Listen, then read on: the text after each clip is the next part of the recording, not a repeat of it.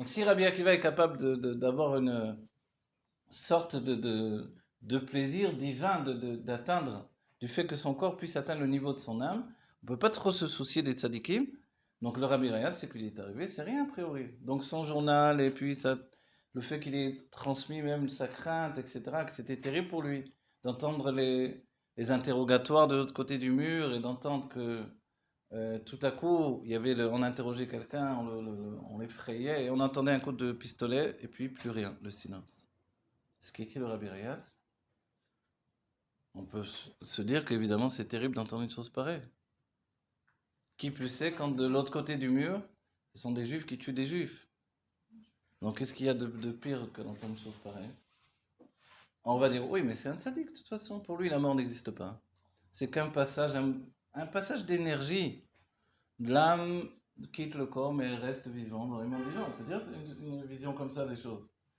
Mais le Rabbi Rayat a pris sur lui de vivre les choses comme nous les vivons.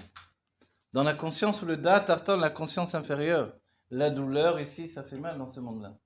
Il y a même une sikha du Rabbi qui dit quand le mal attaque le bien, c'est pas un jeu truqué. Il fait vraiment mal.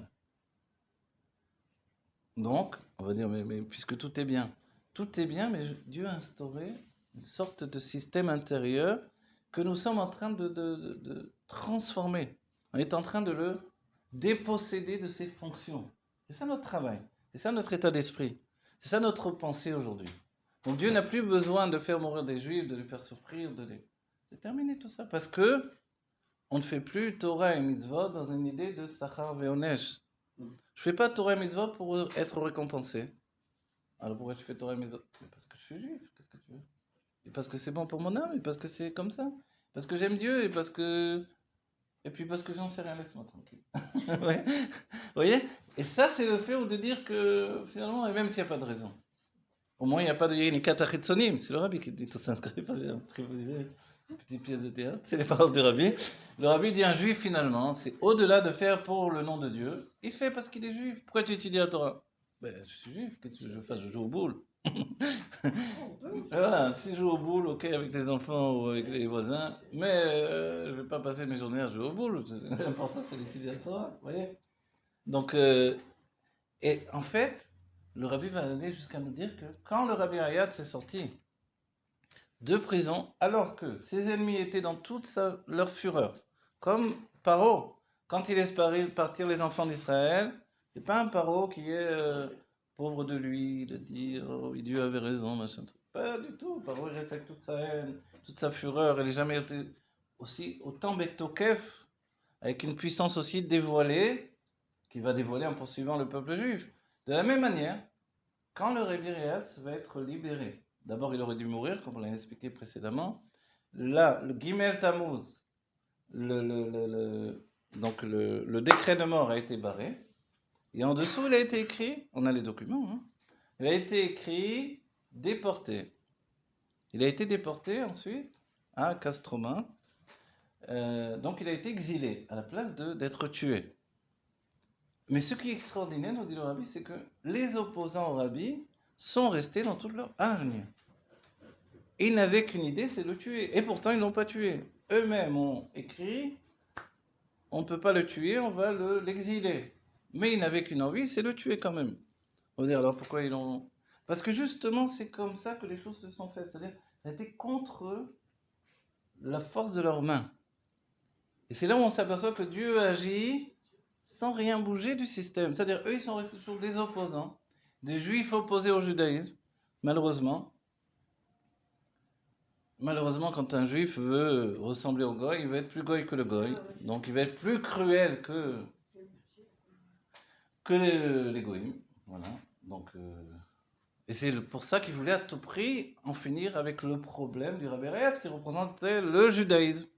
Et le mouvement de contre-révolution, contre ce mouvement qui disait que voilà, tous les hommes sont égaux et on ne doit plus faire de religion, on ne doit plus avoir de particularité.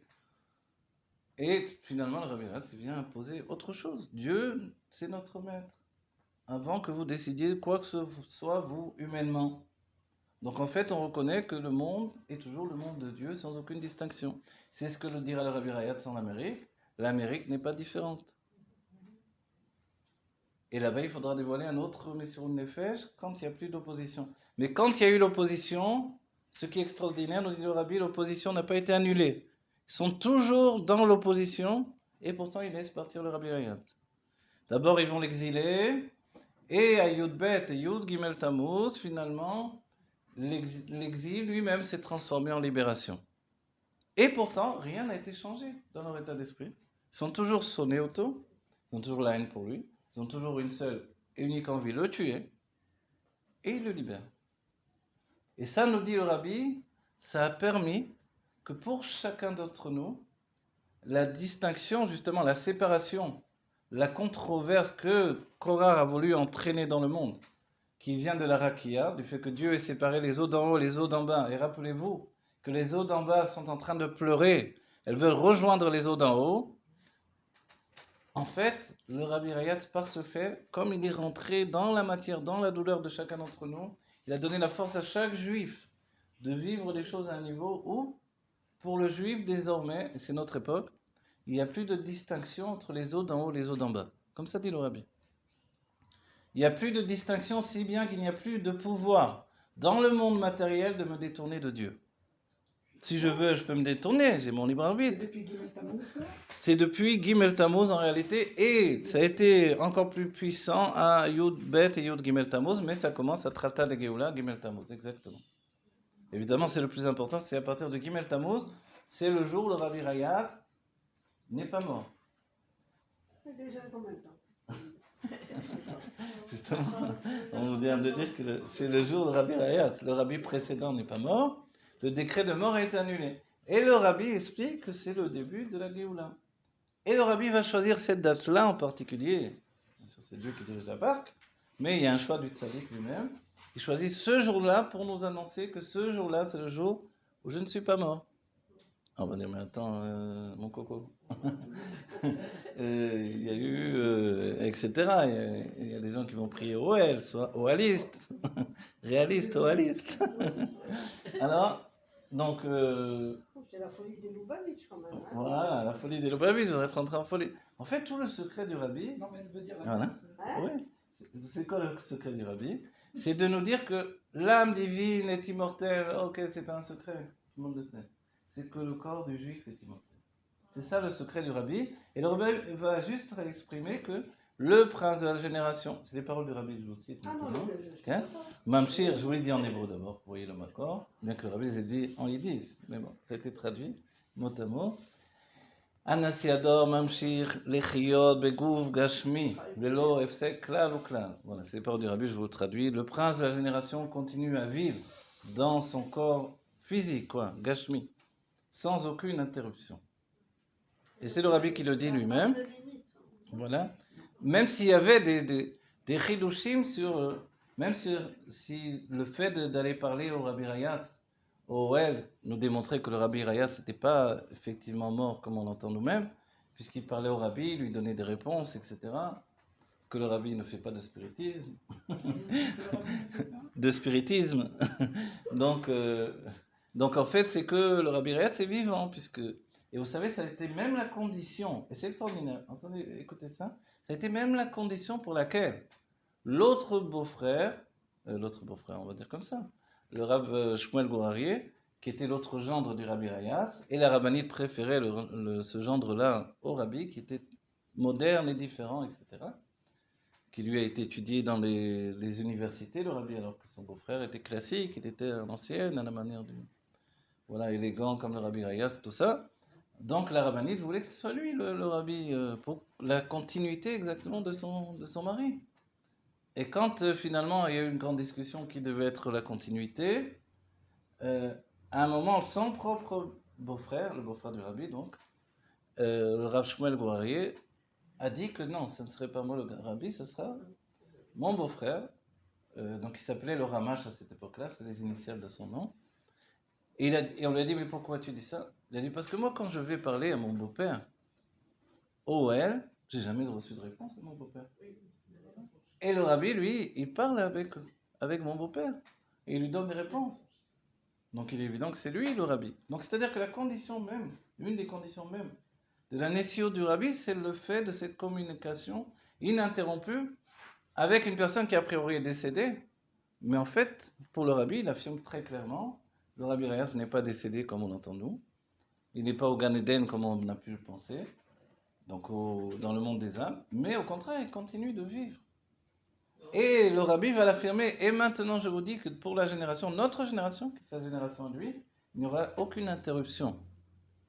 Et c'est le rabbi qui va nous dire que Gimel Tammuz, c'est le début de la délivrance. Et tout ça, on va dire, mais ça fait beaucoup dans ma tête, c'est énorme. Voilà, et pour conclure avec avec le sujet d'abord d'un parade demain, donc quand le Cohen qui lui va utiliser une vache rose et qui va la brûler, donc c'est de la famille du bœuf, la rigueur c'est une vache, donc elle est féminine, c'est 2 fois la rigueur, elle est rose, 3 fois la rigueur, plus le feu, on est arrivé à 4 fois, donc on atteint le paroxysme de la rigueur, et la cendre même de cette vache va devenir une cendre qui est la cendre, l'état même de la cendre. Vous vous rappelez, la cendre ne fait pas pousser rien ne pousse depuis la cendre. La poussière et la cendre, c'est une différence. Il y a une différence. C'est pour ça que Avraham Avinu dira Vanochi afar ve'efer. Voilà, je suis de la poussière et de la cendre. Pas besoin de rajouter de la cendre, on a compris l'idée dans la poussière, ça va. C'est des petits garinim, des petits grains sans personnalité. Pourquoi rajouter la cendre? Non, parce que dans la poussière, il naît encore, et ça pousse aussi il y a le koharatsomeach, la force de pousser, de faire pousser voilà, de l'herbe, des fruits, des légumes. Mais dans la cendre, rien ne pousse. Et ici, la vache rose atteint le niveau de la cendre. Ensuite, on la mélange avec cette eau. Et l'eau, c'est le chesed, on le sait très bien. L'eau, c'est la générosité. Et tout à coup, comment on va la mélanger avec l'eau? Pourquoi? Et quand on va la verser sur les gens qui ont été rendus impurs de l'impureté de la mort, ils retrouvent leur pureté originelle. Pourquoi? Parce qu'on a atteint un niveau où on a retrouvé même la source même de la rigueur qui est la générosité. Et ce qui est extraordinaire, au même moment, c'est le Cohen qui est dans la générosité, qui va faire cette action-là, va devenir impur. Mais pourquoi il est impur? Puisqu'il purifie tout le monde. Parce que lui, maintenant, il s'est fait réceptacle. Il a fait une action de chesed illimitée, parce qu'il sait qu'il va devenir impur et il purifie tous les autres. Donc sa générosité illimitée, à ce moment-là, atteint le niveau de rigueur qui est la source même de son âme, puisque n'oubliez pas, il vient de Lévi. Et là, à ce moment-là, tout se renverse et c'est lui qui prend l'impureté sur lui. Donc en fait, ici c'est une histoire de fou, et se rend compte. Et pour souligner, dans une première question qui a été posée sur le fait, les Lévim, pourquoi ils sont dans les champs, et a priori ça a l'air du chesed, de la générosité. Mais en fait, le côté gauche est la nature du feu. Et cette nature du feu, c'est comme la prière, qui est du côté gauche également, elle monte du bas vers le haut. Et le chant, c'est comme ça. Le propre du chant, c'est d'être capable d'élever la voix. Ceux qui veulent vraiment chanter avec un métier de chant, on va dire. Pas comme les chanteurs d'aujourd'hui qui utilisent une voix basse en chantant au micro, c'est pas grave. Mais quand vous étiez au Beth Amikdash, les Lévi'im chantaient jusqu'à l'âge de 40 ans pratiquement. Après, ils arrêtaient parce qu'il fallait une voix extrêmement forte. Des voix de ténor, comme on dira. Qui sortent du ventre, qui montent, qui résonnent dans la tête, dans la gorge, etc. Mais qui sont capables d'atteindre des niveaux de très très haut. Et ça, c'est la nature du feu. Vous voyez? Donc en fait, toutes ces situations-là de Chesed et Gvura, c'est quelque chose d'extraordinaire. Et finalement, pour rejoindre ce qu'on en a utilisé, puisqu'on est parti de la paracha précédente, d'après le mamar du Rabbi, qui est basé sur un mamar du Rabbi Rayat, en fait, Korach et Adato, on se dit, mais pourquoi finalement ils ont terminé dans la terre? Là aussi, on voit qu'il y a toute leur idée, c'était justement la séparation. Et Dieu a dit, si tu as fait une bouche à la terre, ouvre-la, autrement que tu fasses maintenant une bouche et que tu les avales. En fait, ça aussi, c'est un état de séparation. C'est-à-dire que la séparation dans la terre, c'est le fait qu'il y ait deux parois qui s'élargissent les unes et les autres. Au contraire de la Géoula, où dans la Géoula, il nous est dit que finalement, tout va s'aplanir, il n'y aura plus de montagnes, etc. Et l'image même qu'on a eue avec le Baal Shem Tov quand il était épié par des bandits, le Baal Shem Tov dans les Carpates, dans les montagnes du Carpates, il disait des Teilim, il faisait des kavanot du Hari sur les Teilim, et il marchait avec son livre de Teilim à la main, et les bandits le voyaient en train de rire, il arrivait en face d'un précipice, il était le nez plongé dans son livre. Et il le voit qui continue, il dit mais il va tomber, il va tomber, il va tomber. Il se prépare à la chute, et la montagne d'en face se rapproche, et le Baal Shem Tov continue de marcher. Ils l'ont vu de leurs yeux. Ils ont dit mais qu'est-ce que c'est cet homme-là? Donc ils n'avaient plus l'intention de le tuer forcément, et ils ont compris que c'était un homme de Dieu, un homme particulier, un homme qui, dans cette image-là que je vous dis, on va dire c'est quoi l'image? C'est le contrat de Korah. C'est-à-dire son travail, et c'est l'idée de l'âme de Moshe Rabbeinu, elle est là pour réunir en fait. Elle n'est pas là pour séparer. Korah a voulu la séparation, alors qu'il a la séparation jusqu'au bout, et que la chute l'entraîne. C'est-à-dire ils sont entraînés par leur propre chute. De la même manière, la correction de la punition, on va dire, des Meraglim, elle était en rapport avec leur désir eux-mêmes d'être comme des petits bébés dans le ventre de la mère, de revenir, et l'image est terrible de la langue qui est descendue jusqu'au nombril, et ce fait de rester dans un cycle clos, minéoubé. Et là, toujours le Honesh, il est en fait une punition que l'on s'impose à soi-même, d'un certain point de vue. C'est Korah qui s'est jeté. Moshe dit, c'est certainement qu'il y a une bouche à la terre ici. C'est pour ça qu'il demande, est-ce qu'il y a déjà une bouche à la terre? Sinon, alors que Dieu fasse qu'il y ait une bouche à la terre. Parce que tout ce qu'il a voulu, c'est la séparation. La machloquette pour la machloquette, voilà à quoi elle entraîne.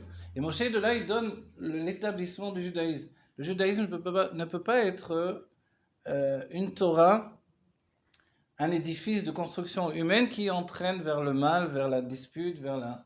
Non, ça doit être un moyen de rapprocher les âmes, de faire une fusion entre la rakia et les eaux d'en bas et les eaux d'en haut. C'est-à-dire que la séparation, elle atteint sa shlemut. Le deuxième jour, il y a eu la séparation des eaux, mais le troisième jour seulement, il est dit kitov. Hachem a vu que c'était bon. Et pourquoi le deuxième jour, il n'a pas été dit? Parce qu'il y a eu la séparation.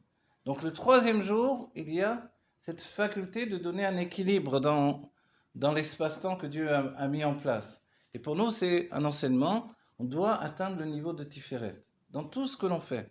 Rechercher l'équilibre dans tout et se dire que dans une épreuve, Dieu attend de moi Tiferet. C'est-à-dire, la controverse, ne pas se dire mais pourquoi il y a une controverse, pourquoi quelqu'un m'en veut, pourquoi lui, qu'est-ce que je lui ai fait? Écoute, c'est Dieu qui a fait ça, tu vois bien, ça t'échappe des mains. Ça t'échappe, tu peux pas... C'est comme si vous venez et vous dites à quelqu'un, oh, tu as maigri. Ah bon, parce qu'avant j'étais gros, et voilà, il est en colère contre vous. Voilà.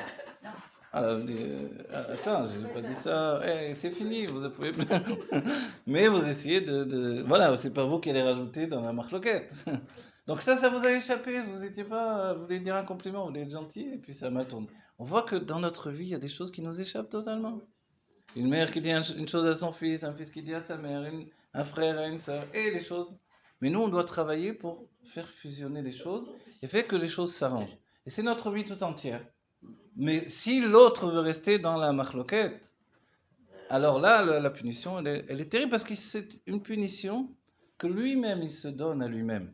C'est-à-dire que Korah, il a tellement voulu la chose que forcément, Moshe dit, maintenant tu la veux tellement qu'elle t'arrive.